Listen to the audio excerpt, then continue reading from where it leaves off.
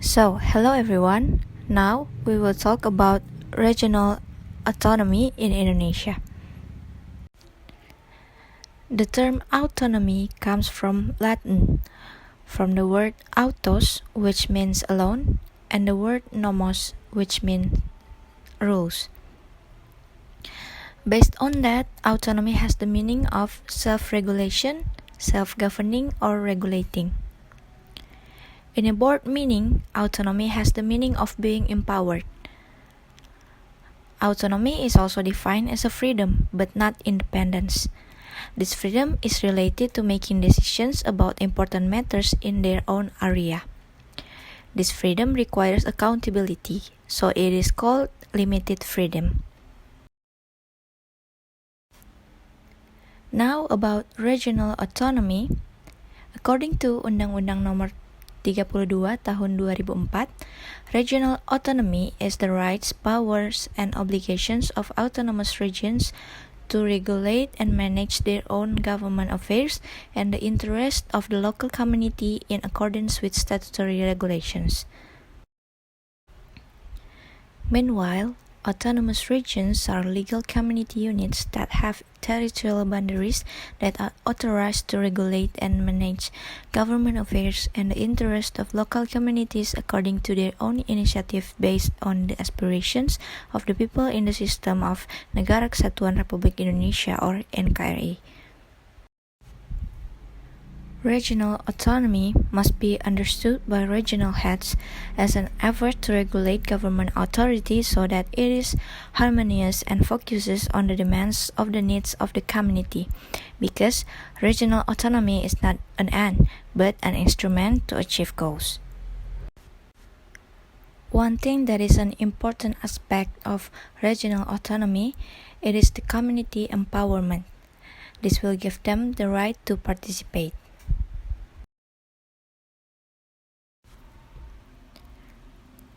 Regional autonomy objectives.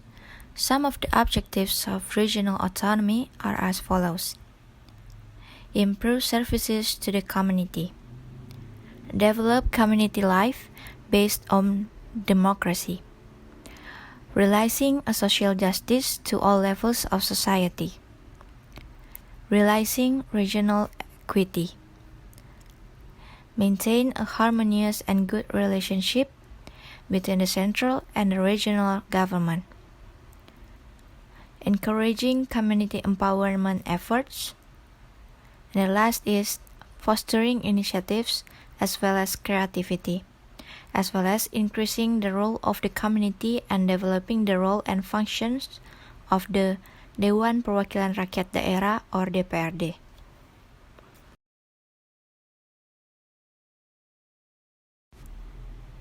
So basically, the purpose of autonomy is to provide opportunities for regions to be able to develop according to their potential towards a better community life.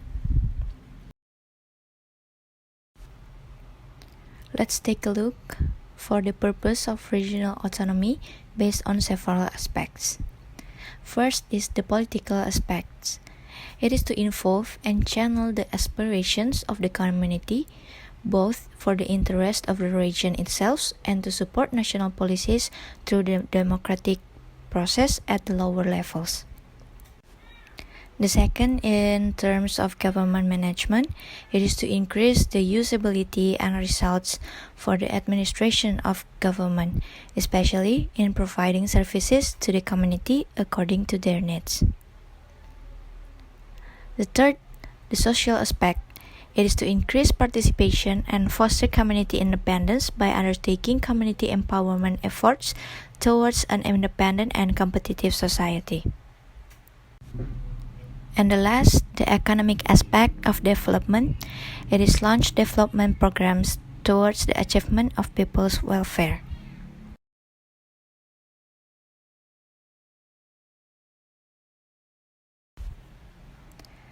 Next is about regional autonomy principles. The first is broad autonomy.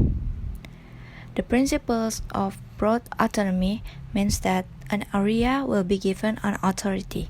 This authority is used to regulate and manage their own household affairs and this authority also allows regions to regulate their own government. However, must still comply with statutory regulations. So, the local government must follow the rules of the law. Next is real autonomy. Based on the principle of real autonomy, a region will be given an authority. This authority is used to handle government affairs. These affairs are based on a duty, authority, and obligation. These three things actually already exist and have the potential to continue to grow.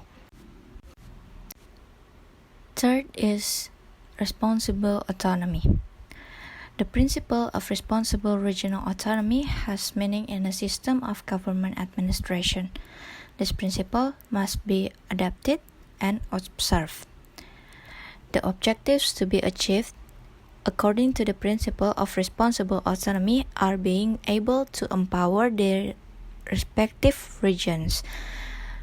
This is done in order to improve the welfare of the wider community.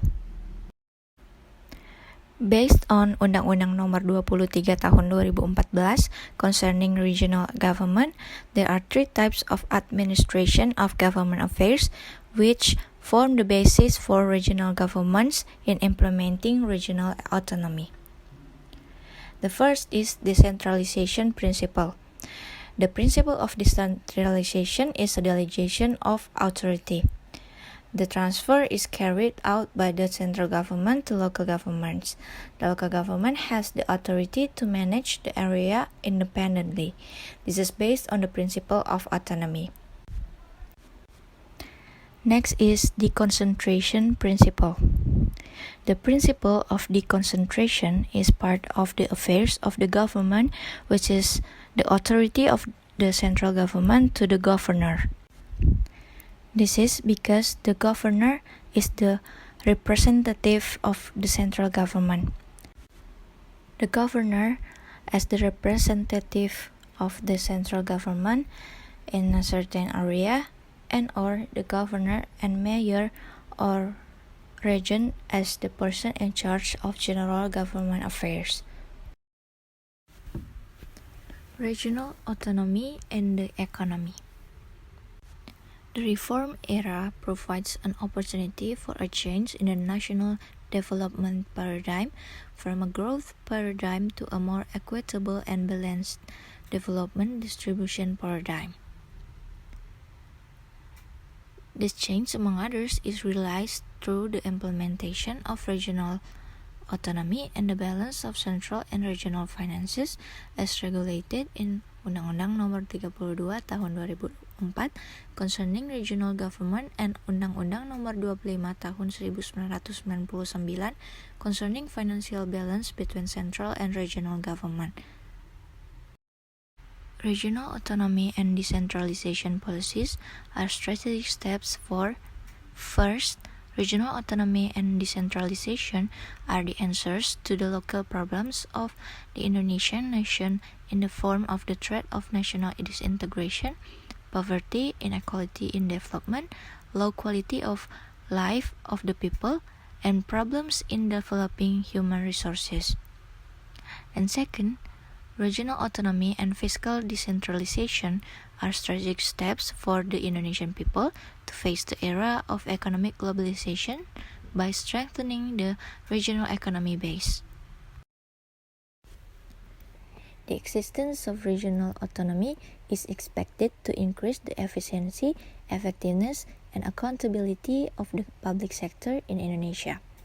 With autonomy, regions are required to look for alternative sources of development financing without reducing the possibility of assistance and sharing from the central government and using public funds according to the priorities and aspirations of the community. One aspect of regional governance that must be carefully regulated is the issue of regional financial management and regional budgets. As a policy instrument, the Regional Revenues and Expenditure Budget, or APBD, occupies a central position in efforts to develop the capability and effectiveness of local governments.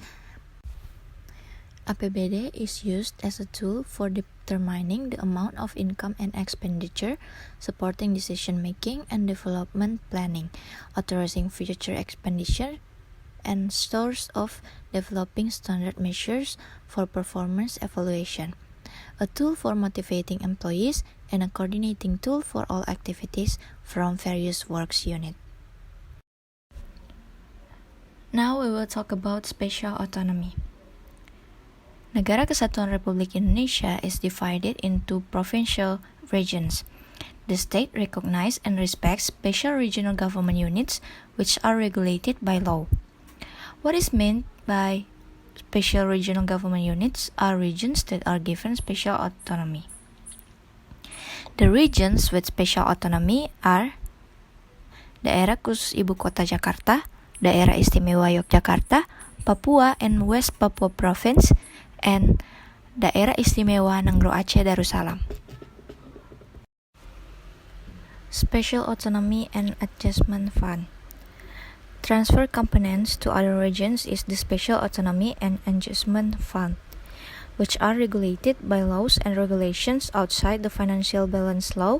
Among others include: first, Undang-Undang Nomor 35 Tahun 2008 concerning stipulation of peraturan pemerintah pengganti Undang-Undang Nomor 1 Tahun 2008 concerning amendments to Undang-Undang Nomor 21 Tahun 2001 concerning special autonomy for the province of Papua into law.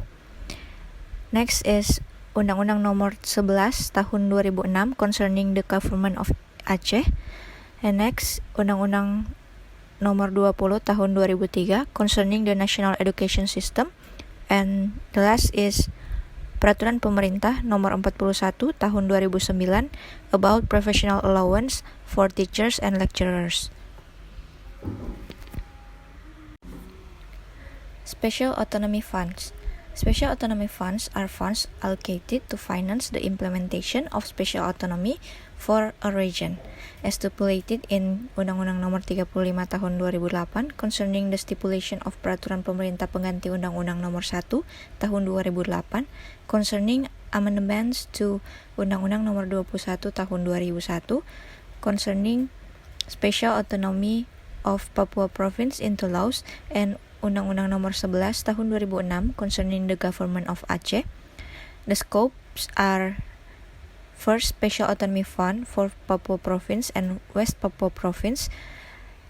Next, Special Autonomy Fund for Aceh Province, and additional funds for infrastructure development for Papua Province and West Papua Province. Formula and use of Special Autonomy Fund. The formula for the Special Autonomy Fund for the provinces of Papua and West Papua is the equivalent of 2% of the national Dana Alokasi Umum ceiling for 20 years, the use of which is primarily intended to finance education and health. Next, the formula for the Special Autonomy Fund for Aceh Province is equivalent to 2% of the national Dana Alokasi Umum ceiling for 15 years. For the 6th to 20 years, to 1% of the national Dana Alokasi Umum ceiling, the use of which is intended to finance development, especially infrastructure development and maintenance, empowerment people's economy, poverty alleviation, as well as funding for education, social and health, as well as the amount of additional funds for infrastructure development for Papua and West Papua is determined by the government and the Dewan Perwakilan Rakyat based on the provincial proposal, the use of which is intended to finance infrastructure development.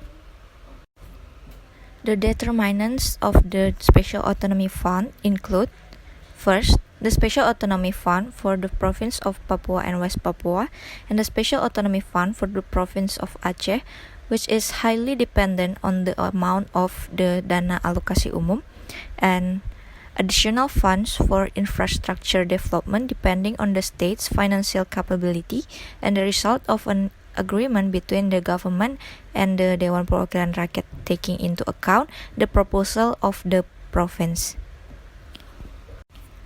Stakeholders that determine the Special Autonomy Fund includes the Ministry of Finance, Ministry of Home Affairs, Dewan Perwakilan Rakyat, and provinces related to the Special Autonomy Fund.